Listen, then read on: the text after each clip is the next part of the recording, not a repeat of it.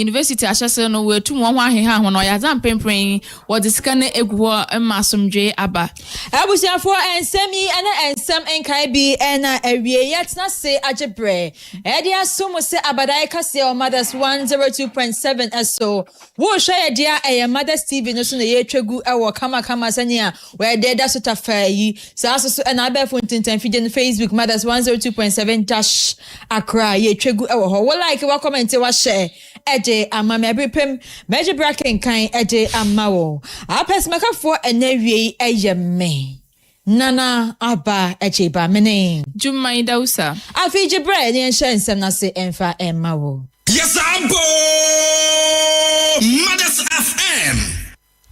yes ensem na se eje ama odia enya ma shebedwam chiam hene right honorable Alban Sumana Kingswag Backbin what is sembi atudwa na ensem no de tudwa na akokowiem se eya Supreme Court when emonya finsha no oha enye duonum 150 years na ho dwumadie ene ho tutuye no na planning committee a wo mudi sa tutuye nim ekopie mu ewo nanim ekodi enkomo na enkomodie na ase no na wasi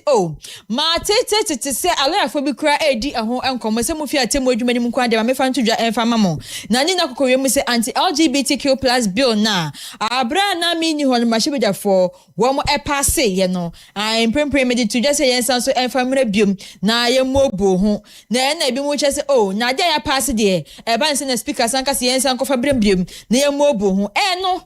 na honorable chechwe mu se munya boche na ubamu ewo mahebede fie dia ye obibi wo hono ma ya to din se reconsideration stage ewo honom ewo mu se bill ni ya pass de na so se ya pass kra na ye tumi sanso de reconsideration stage ni biom esan se constitution no baby bi eni ho a show mo keten se munya pass emra no ade chia na se na miensa ntem no momfa koma mampani na won asente onfa ne nsa ensi so na enyemra ebibi eni ho sa enint no ma shebede fium de reconsideration stage no eboa ma eye efi ne keka ho bia na chese eya na ebata ho no wo mankasa so tumi etena so biom ebobo ho ehwemu edomosiko ehun na etwemu poten eba ne sa ne de ye de kwa ho krogin se osuru nsuo na mampani etumi ednensa esisu na mamu no ede se ewie ya pe na ye de ko na mampani sign. Many occasions we usually identify some inconsistencies or some errors, and then we go back to the house where they refer to as second reconsideration stage. You use the process called rescission, a motion of rescission to rescind the decision of having read the bill the third time, and then use that to do it. In fact, we are very soon going to use it in connection with the Ghana Investment Promotion Authority bill, which was passed in March. And so we have that process of self-regulation or self-correction. So it's really not the law that once the speaker presiding says the bill is read the third time and passed, Parliament is functus official. You're right, Honorable Alban Sumana Kingswag Backbin. Nene Enikoti Abra, one a planning committee at the Supreme Court 150th anniversary no a D in Kitahome. Otemwafoze ma Supreme Court or Richard AJ from Pemprenze Supreme Court when you 150 years na hono and other some bitu go wash there on from wonder obeze asem or ya na obi bezi for bisu bezi bi man croforo kada na judge and a lawyer asem no wenzi ni ye asem wembo ni ye no asini na nko wienda no eno ya za embran no da wazi adwuma no so embran den baby or dance or ya na obi a won differences or bakada wenzi ama obi su bakada wezi ama no ni na ya nya wono wo pe na mbom no mesma mbra no se no ana mbra ne te na wozi ye adwuma nya nyimpa ne pe na wozi ye adwuma enti antuma adensa ewiambo adenche ne ze na asam na oyede na akoro pe no bokwa ama na so ni na chi no mbra na wozi za asam ti mbra na oto bebia obeda. At its inception, it was merely a tool of dispute resolution. But over the years, the court has had to assume a more expansive role, especially in the past 3 decades, in terms of interpretation of the Constitution and actually assuming a formidable role of a stakeholder in our democratic express, partnering with the legislature and, of course, the executive and other stakeholders of our democracy. Yes, it is a human institution, and a law as it is, that its decisions may not be all the time sacrosanct. But we believe that over the years, the court has acquitted itself creditably in terms of, through the tool of interpretation, playing its role to make sure that the Constitution grows and serves the purpose for which it was enacted. Yes, Inza ye kwetie ye Richard Eje Frimpong and ordinance Sambizi Tugwa.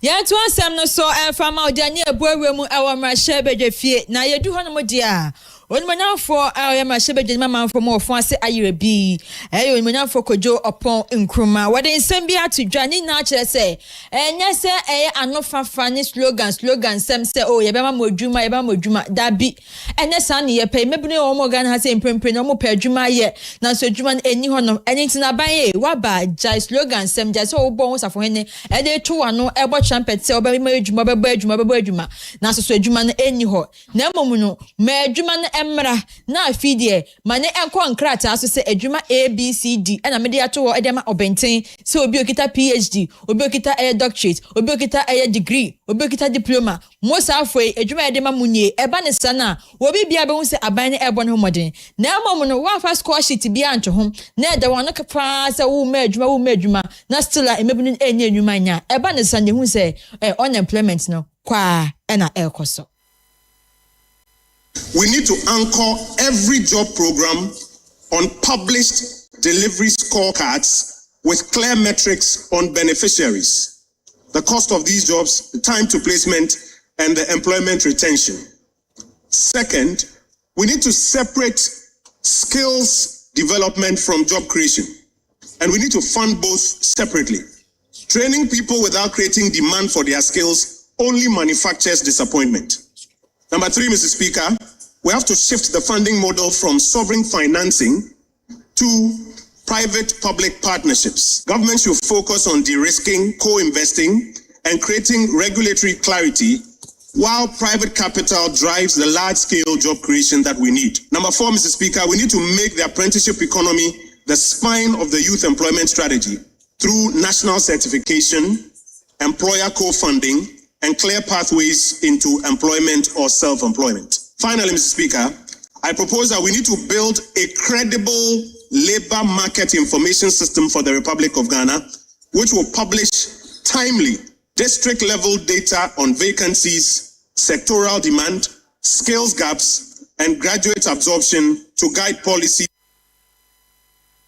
When for kojo upon nkruma nene and kokotie and no chin and amashebedwani Emma man for one our Cape Coast when for Ricketts Hagan one so sweden sem to Jana wa kebi ejama aban say aban to tuye na aban to suye na mo bia wo tuni na ewo mebunu enwuma pe ho no ni na say economy no wo be hwe atoto nyama ye kama siska sene chida brane na dwadie so kon kan dia emebunu adwuma ne pen dia simple kra ade a edafem and na ban no anamonto wodi nkan etu sene beya emebunu ebenya nwuma aye ene se economy no obema no echina. We came to office, certain things had to be done first before you can do others. One of them was to stabilize the economy that you put in a vegetative state.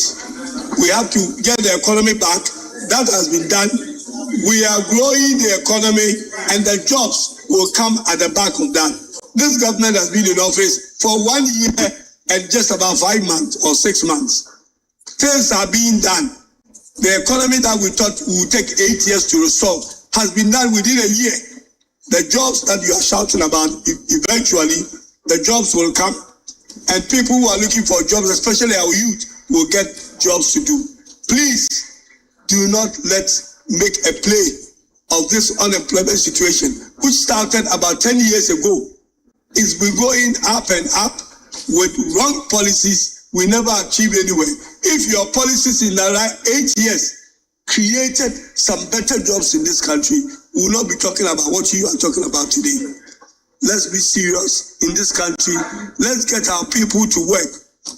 And I thank my honorable brother that better late than never. After 8 years, he's found his voice in making what I think is one of the best statements that has been made in this shape. Well, whenever Ricketts Hagan, one of the deputy majority leader, our Mashe Bedefio, in Korea, so see a Mashe Bedeni, Emma Manfra, woman, our Cape Coast South. Abba, your friend Kweku Ricketts. Cape Coast, friend Kweku Ricketts. Kweku Ricketts. And Kweku Ricketts, and had a Ricketts Hagan. Ghana man ben His Excellency John Dramani Mahama 2025 no oyaza mbra we campaign wo hwede esuafo na obokọ university foforo kra no metwe university no oyaza obatumu amohoni sika ahyese no okire 1 year no mesmo be ya hona wofo no wo botum ato ne pemprenze Ghana man penyo oze ose ayoyo masesiara no wa afasika ye 537 million Ghana cedis was my students etwetwe bebre na mesmo be ya sensi ara no honi sika sam na wakada wo hye mo na hye wo babo hwe na awofo no we hu etuma atonho no oyaza awaye ne yeyi ankasa mastede sika wa amado no oyaza ne mu yedru yeyi papa nyenhwe student adami insemi anada dami sika bo ye 159,750 students and adami sika ni na boko amount we namdo ema suafo no wo ho ahanhan wo yeyi ankasa wo hye de Ghana man penyin no ozo se ayoyo na we no anam da wo hye de sika beba ni na wo kabo mamba ye 1.3 billion in Ghana man penyin wa fa na we no anam do ema chief executive officer Zima Student Loan Trust Fund oya Dr. Sajida Shiraj ezon sambi atugo hye de pemprenzi nenwa agiye ankasa o hye de Ghana man penyin His Excellency John Dramani Mahama na sambiara oken no ode ose ayoyo or mesuafo no won ho ahanhan ho mesmo be ya dwumaza was ni na rabotum akwankan amount no hye de last year 2026 is oyaza enje samkoten no koma esuafo no to say that the government of Ghana, since the start of the implementation of the no academic fee policy, has given the fund 1.3 billion Ghana cedis. That's the total because we received 499 million last year to implement, and this year we have received 537 million Ghana cedis to implement. So the totality of this is a little more than 1 billion. To date, we have disbursed about 830 million of that received funds to now about 310,000 students in total. We did 152,000 last academic year, and then this year so far we have done 159,000 students. We anticipate that we will do more than 170 or close to 170 before the academic year is over. Chief Executive Officer Emma Student Loan Trust Fund no ye Dr. Sajida Shiraj bia mo so zon sambi to go cheden sebio sesi aranye esuafo no kotin oye university fo no kotin na mbom no School of Law so oyaza wo so ebi beko ama wontin pempren wo so wa benefit ai inti wo so we nwa agiye ankasa. Student Loan Plus. Starting this year, the President gave us a directive to expand coverage to include students from the Ghana School of Law. What this meant was that he committed us to paying full fees for all students of the Ghana School of Law who applied to us, and this fees we're going to pay directly to the Ghana School of Law on their behalf. I am happy to say that for this, we have paid more than 800, we've paid actually 878 students, and we've deployed a total sum of 14 million Ghana cedis to do that. The Ghana School of Law, you know, the fees are quite expensive, so we give an average sum of about 20,000 Ghana cedis for all those who applied. What's here, Dr. Sajida Shiraj Northern Sambi at go to them Pemprenze School of Law so oyaza was so benyabi. Yan to answer no so amoremu awa galamse ensemu dia iboremu awa amanse east mainstream mu dia adia anti-galamsey task force ya to din say forward operating base. One more and na chese omunya a tip off if blue water guards no enchen say oh and obo mu our mansia where east honum no dia kwa bretu obi hye honum oh galamsey for no waka ko temu ho chese wo mu di dwuma di nwuma bone say yensu no wo mu wie so insu na mo di afoforo anwea na fiska akọ no ho no ma sanso pia de egu kro no mu se na be ya kromanfo nso so mo nsuo no ebe sei na chese entwa yie eni nti omunya tip off sa no na chese wo mu bowe mu wo farming be kwai na abo mo bowe mu ho no de na chese wo mu kwaso mo panchi de se kukwe nipa enwotwe ena omo kire wo mo ewo honom na wopenya wodi wo mo ani ewura Richard Tabi wono ena de ensem to you say ade a enubone ena afensu nyama bone pa ena wo mo hyemu wo honom a wo mo editi amanfo ma ekuafo nso so wo mo ebre ensem sei ena de to dwa in the dankan so kese a father side na a quarter side but on my blocking because of a juma no mo yinti no on my blocking soon and then no mo use there on my juma they used to complain on complain pa go kwa na pharmacy go ko mo kwa na tumi koja na blue water guy there o man say it the kwa municipal and central region na yen so take intelligence na submit report that command 9 months the command months so amount na say omutu ho anamon eba be exercise me hu say omo so buan because some the case submit report mo no me strike mine say na be juma na omo ye no I be how mine no betimi stop it. Eno ora Richard Tabi nene enukoti eno achi na ora Steven Jemfi wono no chese abra galamsey fo ne yebeso mo panchi no se wono na mpanifo chemu se sa galamsey site na ene dia enti wo mo friend say oh ya be chiri yen yo osi o family leader me ne nkasa ena je say leader G phone no wo ne kasa osi oh leader we je wetu aka ne fie adwebro kwan so mo hwe na ye ntoto nneema na bibia nkwaye ena leader we say oh ene de ne hwe de bra na wadne bra wadada na ma chese wo bedru honom no ehwa ape na task force nso mu se twia obi say aha na hina asase a henfo ne tugalamsey wa ha wo permit na chese won so ya chi na aka nipa enkron enwotwe ho ama na aye nkron ampempem no ye de akopie mu ewo eye bekwa police station a ye di masem wonom na chese ye twen na akopie mu ewo court na nsema Steven Jemfi ankasa wode tu dwa eni the process Steven what? Steven Dia. Steven Jemfi. Do na no mo kasa of phone so. Me na we so me no kasa of phone so. Site near when there. Site near me there na black. A friend say. No. A friend say. No. What? That is the way say Anani. Miyako. Yeah. Anani Miyako. Yeah.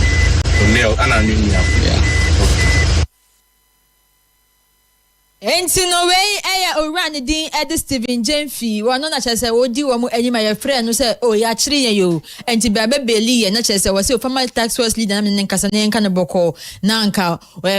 wa fa che kode apeske bi dia ma mo na nka wa gene mrante na so wo ba ye no de adada kwan so na tax force so a chire ne mpempem ye na ka nipa wotwe ho ama no aye enkron. Bezobo to fanso ako finfini manto mu biemu so a oyaza wotu traditional council wo finfini manto mu wana ohina oye nei abokuade ajiman wete otable autodo ebasa embra na hododo no kakra mbretie we bi mu no oyaza aba mowo ababa fanoko na we no namdo ema ohine pon anada mpanyimfo a hoto nsafre na nanum mpanyimfo kro ni nyinara da wombrembe hyemti dwumaji na ase no hyemu no ozansambi tu go chede sesia nei abokuade ajiman wete otable autodo ebasen nei sesia no onka atiasefo hu biem ema we namdo ema na namahemfo timemfo no we nyinara yaza oye hwana airoho wonyim den ohien no oyaza we fim nanso embremu no anada mambremu no da wosan woto nsafa kromu ni na wotum wozo to hona enyim mpefefe mesmo be ya da chi no woka we hu aka we no namdo eman na omahin na achi dode akabi a otodo 9 ona otodo 14 idu 9 otodo idu 9 sesiara no watie nananmo ewo ensiedo na we no namdo ma sesia wose jasen hene no obeye caretaker ezama ohina we fim no mesmo obeye a obotum ahye shiri mesma eyi no so bado a wetum afa bibiara aye I say, your henny or yari. Nti eduna to kwan. Ampa de to kwan no etri de no be fie. Na yare no be dane foforo. Na ya transi. Your man wadan ni atreba. Ye announce na mani nyina Ghana penimfu ekwatri nyina obi ahun se o my ni ho. Tie na ya announce e wutu traditional council announce se yehine amokwade wote otapi wadanetire nti afa acting president obeshe tire nti emre papa mo a ebeyi ohene ne obe omaise nti medamu nyase mumbo aye na adwen ene odo ene bakoye Eza yekwetie ye na chidode akabia otodo 14 na ozana sambi atuga no no so oman hina ohwo mpempren jase hina ohwo no rechere de sesi ara no ono so bohwe na waye na afom zibia mes mo ba ya bibibia botum atoto na akwem ati ye bibia obedi akaso o se uhwe ana o se mehwe mini dode akabi yeduma tesipa na omde ache yensa no o se yehwe ne yesie nana wia anase betuma yekwa o se yesi hene po ansa no hene sie nana eno betuma boa pa ne bibia to ye nam se sahoto ba beku man mo pe ye nana mo na ba hema fa yete anya bia beka ye nyina me mase ta freche me ba betranso afibo acting yese me ba na mako yesi o ma hensisi ape o champe o se me sifam Nambidi onso na djuma mano. Tese treasure council highway obia na djuma obia na pa so play. Kojo ahin. Eza ye kwetie ye na yi kojo ahin na yete na nka no. Abusayan to ansem no so fama odiani abwewe mu awodwedie ansem emu na ya maame nom ya papa no ma omutwa enua eton ewo man Ghana mu ase no wo mon kabo nkonye fa ewo tachiman ene tachiman timber product retailers association wo mon empempre wo mu esu ebob na nina akokowe mu sen wo mo kokofa enua na so wo mo ede ba wo mon krata semina edimu se enua na mu kotwae no enkrata enye bebe kotwa won edimu esipi esita ye tua ho ka eka na gum so bibia de pefe se yenwia yekita nkrata edimu documents a pefe liga emra kwanso na so se omo kwanso no wo mo eba na afi so de checkpoint ahodo na chese emra anyintumu ye unauthorized checkpoint ahodo na wo kwan no so a ewo techima mountain so se amanfo ginagina ho adan ye omo national security for na omo du ho no ma na omo gi omiska bum bum bum bum bum bum bum ni na mo chese entwa ye esanse bia impo mu gina kra no emra tumu se wo mama megina ho your police checkpoint ahodo ene wo immigration checkpoint ahodo e wo kwan no so saso na forestry commission for so e wo mo checkpoint ahodo e wo kwan no so obi bia enim na so sa afoi e wo so se wo ye national security foi checkpoint no mu jan kra no emra engine tumu ye ene nti wo se empanifo emre mu nya empanifo no baako sei ene tutwa original headquarters wa ha a wo ye forest for wo lo du ya wo be kwa ko tie ska ma mo no ma mo sa permit no antana wasa that war yeah office mo ha want to wable what so many documents account cancel ticket in account bibia account VAT in account antana what card account you can't just move the car by your wheels ubetima load no so wura mo ube ye paper wa forest why ayo paper mo omo ye paper mo wa ube duru baby ana yesi u paper ni ye o match you. Now, Omako Yinu half, no massacre half amount. Yantiase, say Jima no Mumpese baby, and a page of your excellency. Who paid you a bed? Nay, and penufoni be our moda a tachiman timber product retailers association nano and all this answer me esuja and wechi and a woman mudom ekuyan kasa muton enyana so I didn't send to just a man penny emre mo and say war born to one war born chen ebesero munsem a vote and so much man and dinner so mo kwan here mudia womremu emfa ema wom operation bi ebe koso bia no ha no omunye tu omuka ha no mo ba no mo ara se manfo omutu omubeto bia wa edukwa kwọ mo dan so omo ntimi fa nkọ sesi a mi kasa mia mi kurom bolga bole me firiwa ye omo achichi KASE gu ha omo abeto dua ne ho aye paper omo eden ya mo twa ya association nie omo atwa ho papers a apom aban ne nya bibi firim na nipa no di ne nwie kwakọ ne dan so no wansa akọchi niema na asa gu ho ama manfo apɛ ababi mu kwa numaduro eyewu ahya aban no ni nyina ye dinsa ya omode ye de edigu ya aban yi tima magatua nipa ye kita wotima magatua no mu ye adwuma anya nipa kitwa ntino yesra no yesasra no bio won tunu ni hwa ha won ka jura ye papa say wo nanti platumi no wo batima makati ya agine femu ntino sesia no dia kwa no dia yes nti yesra no enti we so Techiman Timber Product Association emu emma ana ma we piemu e Techiman mountain so wo mo e kasa asre eye mampanyin se wo mrai emedum wo mo nyanyama nkonkan emfama wo mo ECOWAS mpanyinfo a wode da ndwumako ano mpemprenzi wa yenhie mu trade ministers no wa yenhie mu ndeda na ende na wo da medwumazi na se na minister for trade industry na fe agribusiness oye Elizabeth Ofosu Ajare ezon sambitu go rechedo besre de nyagopon na body fefefe ye wo man mu no yenya bitida gold diamond bauxite nanzama no nke yenya mayamfa nko abrochi road mana yemfe ntukwan nko bi mando nkwaye ni ye na mmom no yankasa yenye wo he anye na nenye nda nenye o mameche ne hwe mesimo ba ya no dum fa so no so oman no botumi enye bi eza aboa ye no ho he say be provide leadership ama say adwuma starting the yara so that our borders will be seamless na de bia so yaka say border na seamless mpo na hwe mfamu ana che say enye border enti de ehia ne say yaboa na add value so that we can export value added product eno na this can beba Inza yetie ye mami Elizabeth Ofosu Ajare Northern Assembly to go on so director Zima Trade my economic community of West Africa State eye ECOWAS no na Southern Assembly to go che dem campaigns or dey to me painful to wash na what one about the woman name year another when dwumadi na was no to mogina wanando mes mobeya no so botum akonkan. We have the strategy that has 5 key pillars.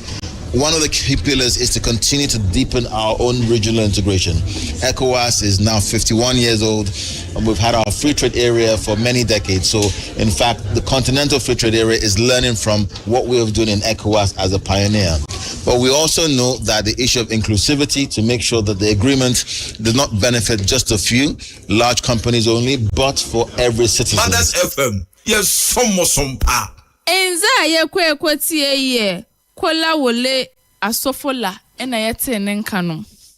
I was here for ye see ede amao Abadae KASE ha na brema kwanye din na esi na ye sorry so am a live worship ababeto so apesmaka fo awie eye me nana aba ejiba mene Jumai dausa sabri